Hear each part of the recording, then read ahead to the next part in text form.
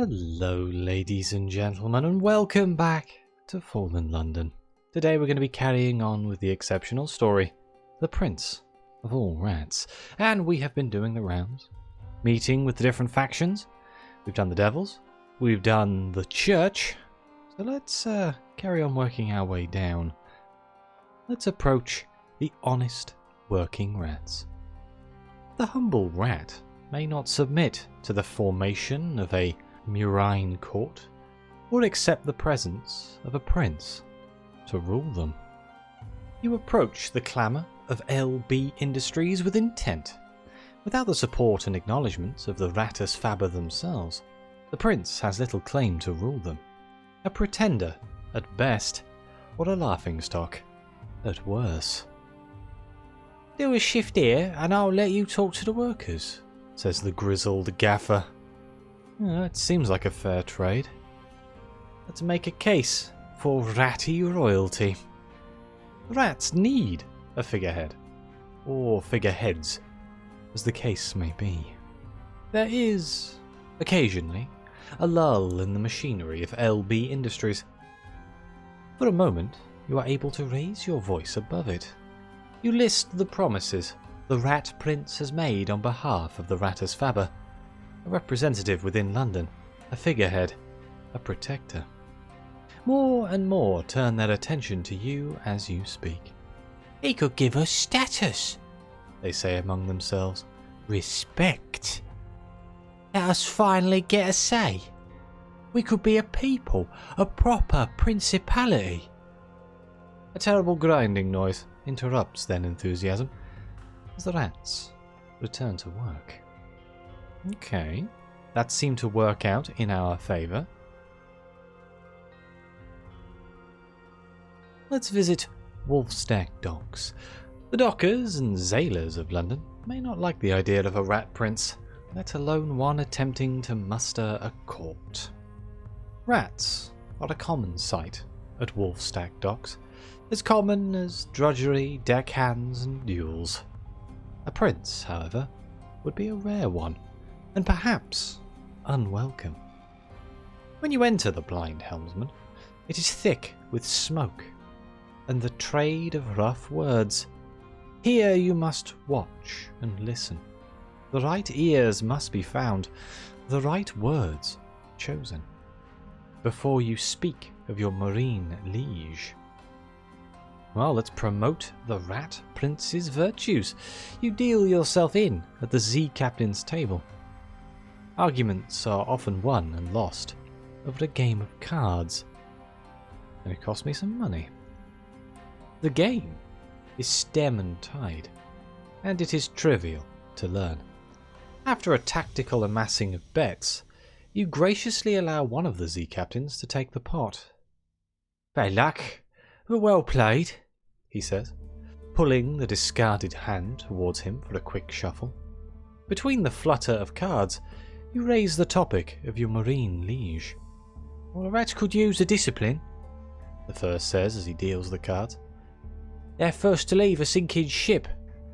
You think he can right 'em?" You arrange the cards in your hand, and you let your luck keep pace. And finally, high society. Would the Rat Prince be received as a peer among the nobility?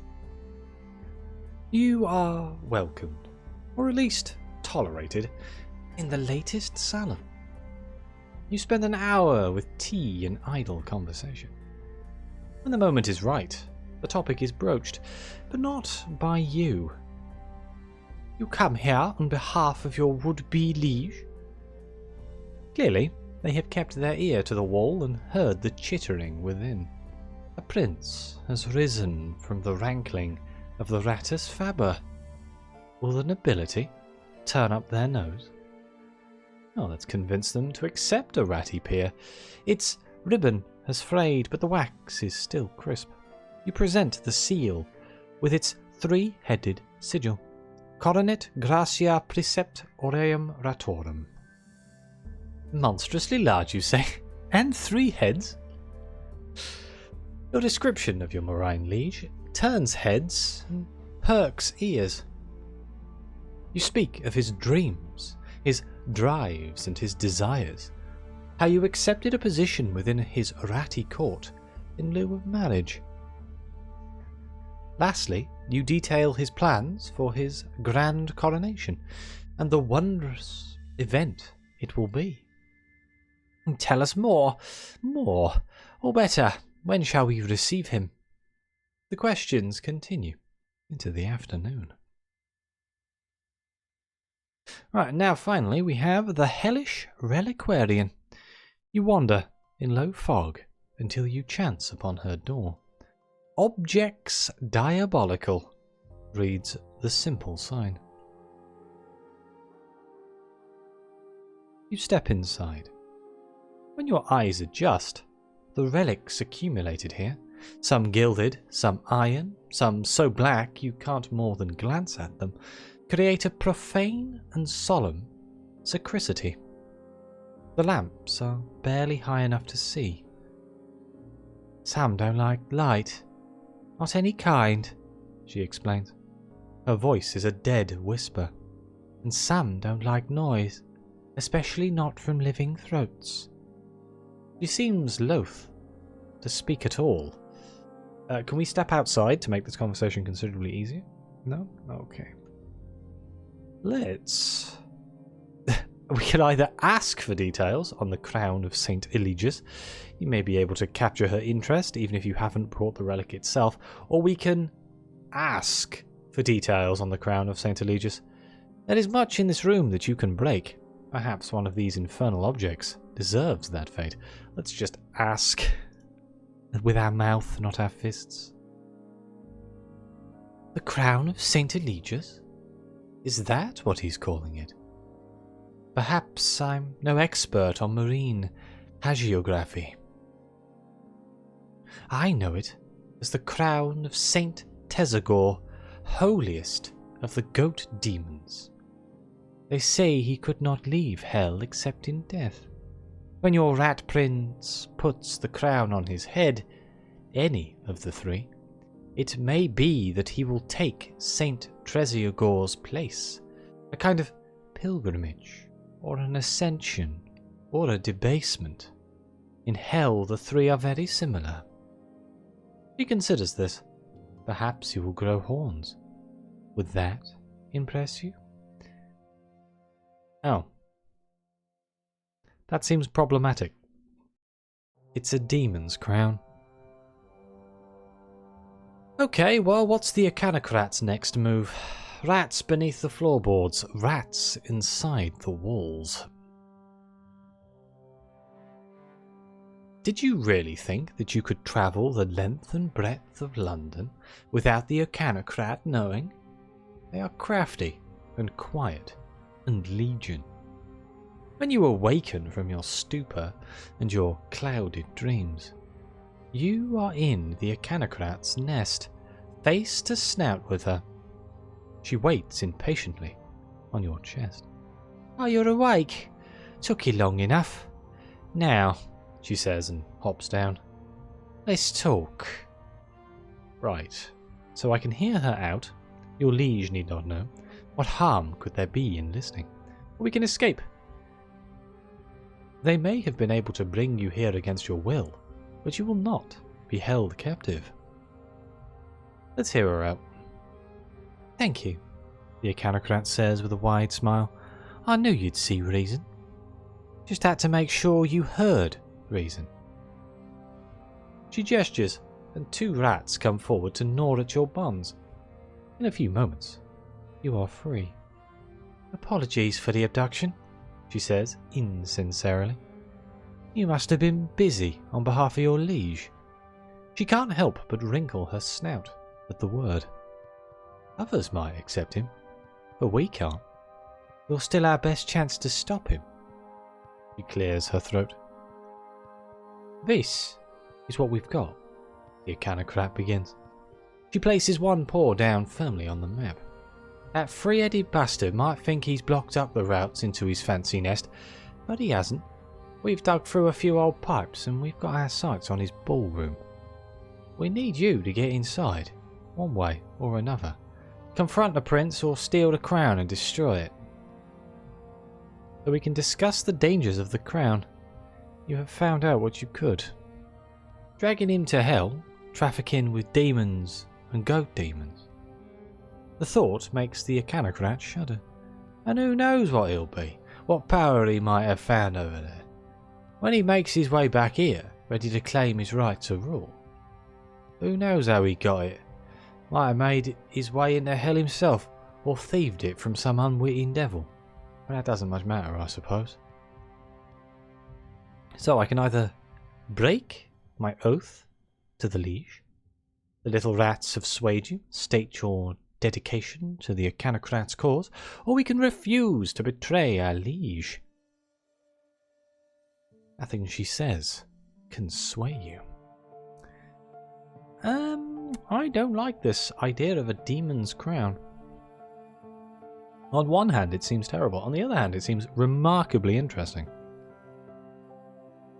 So, let's refuse to betray our liege. I want to see where it goes. You really think he can offer you that kind of power over us rats? The Acanocrat says with a sad shake of her head. I pity you, if there was any use for pity.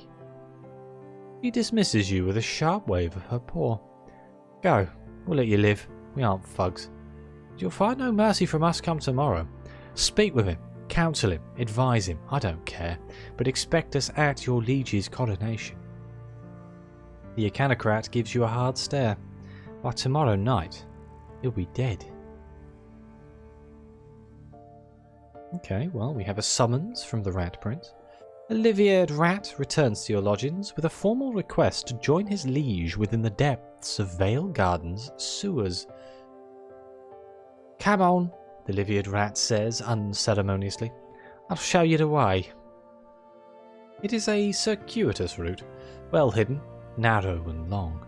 You descend beneath hollow streets, honey dens, and find the sewer path lit and in patches, carpeted. When you pass a threshold, the livid rat trumpets an announcement of your arrival. Let's enter the Rat Prince's nest. Make way for His Marine Highness's future advisor, the livid rat calls. It is a palace for rats, and the Rat Prince has filled it with all manner of beautiful, broken things. Mirrors of flaking gilt that catch the low illuminations of dented lanterns, patterned rugs once discarded, recently gnawed, stained glass windows with no light to catch, chandeliers with missing crystals hanging from the vaulted ceiling of a sewer cistern. He has drawn these things around himself as he draws his titles around himself. He expects you, and soon you are alone within your marine liege's private quarters. Welcome, the Rat Prince says with a perfumed bow. I appreciate your attendance. We must speak, but first, he presses a chipped crystal glass into your hands, filled with dark liquid. I'll not be accused of poor hospitality. The room is oddly cozy. There's a fireplace. Smoke rises up to a disused pipe that must have, at one point, poured fetid water. Now, he begins and raises his eyes to you. Okay, so we have quite a lot of things we can go over here. I can inform the Rat Prince of the plot. The Rat Prince must be told about the danger the Acanocrat poses to his coronation. Let's do that. Concerning, the left head says, frowning.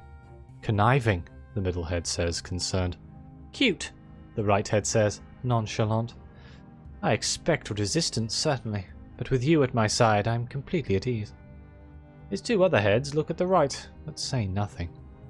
Please, let us speak of more pleasant things, the right continues. Let's discuss his loyal subjects. The working-class rats were rallied behind the promise of his noble figureheads. The curl of 3 lips on 3 faces marks his pleasure at the news. His left head takes a long sip of his drink before speaking. "This is a true victory," he says with a frisson of excitement. "Not just for my rule, but for the rats of London as a whole. It proves my argument, that they only needed one voice, one will, one aspiration to unite them. Not all have been swayed, I understand that," continues the middle head, "but a fractured people may be made whole with the right words."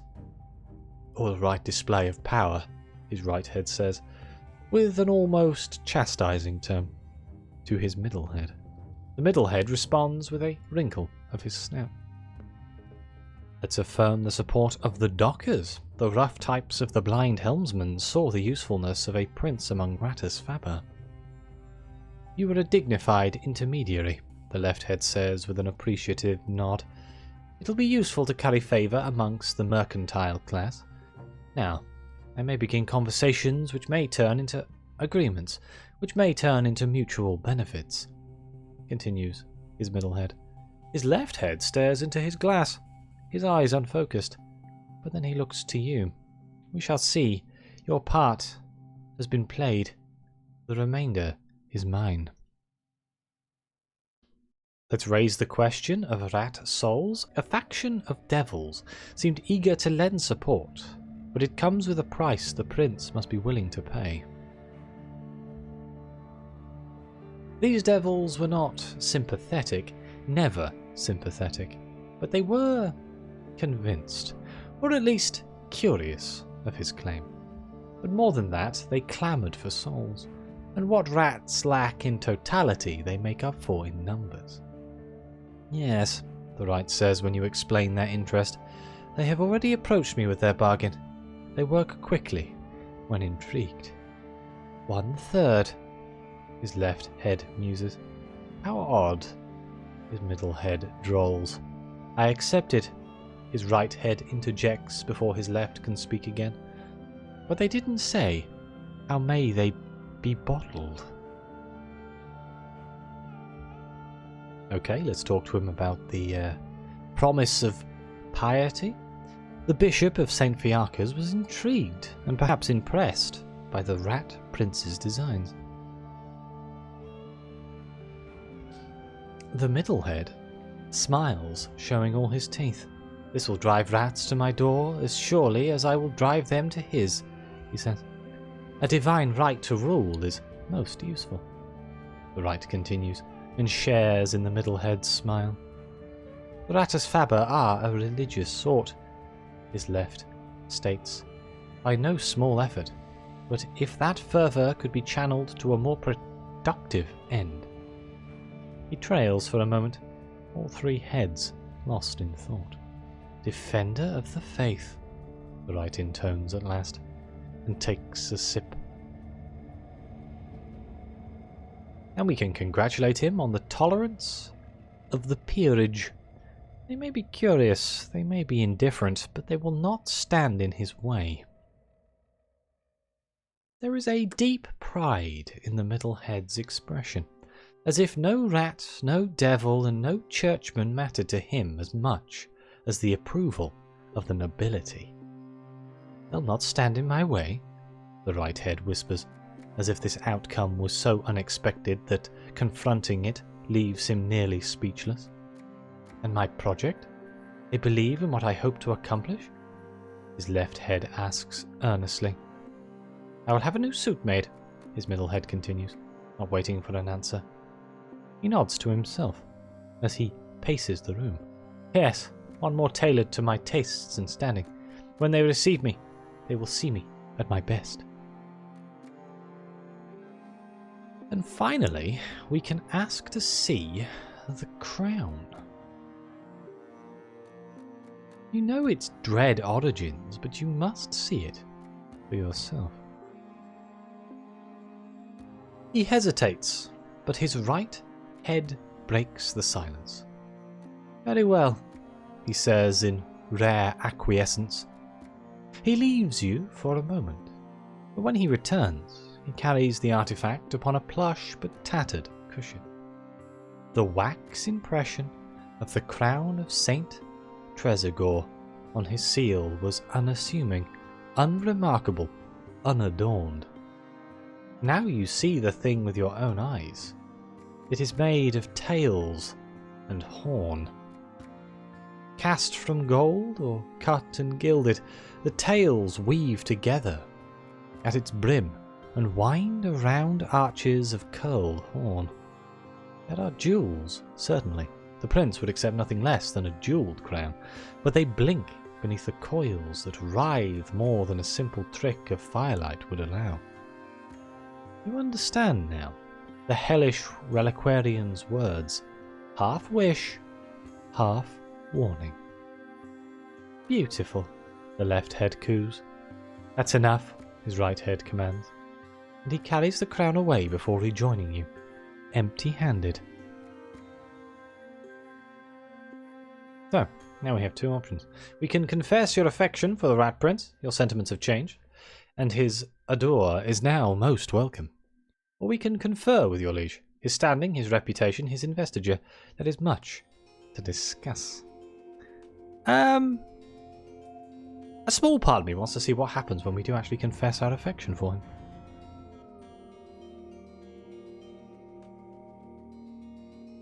Oh, let's find out.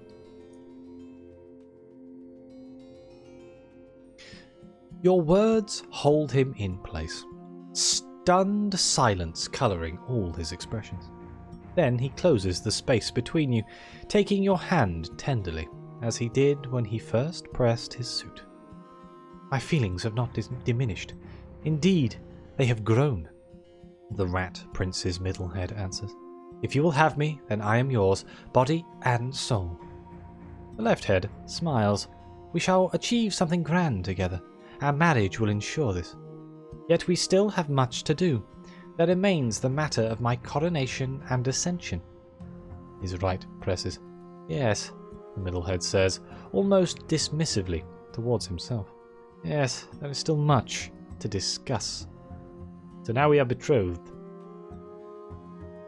Oh, so I can share a brief moment with your betrothed? You have done all you can for him. All that is left is comfort. Share a romantic moment with your betrothed. You exchange looks, yours of pride, his gratitude and intent. Or we can share an intimate moment with your betrothed. There is no indecency among rats. He is most grateful for your efforts, and will show you his gratitude, if you wish. I don't actually know what would be how this would affect the story in any way. Let's just go all in.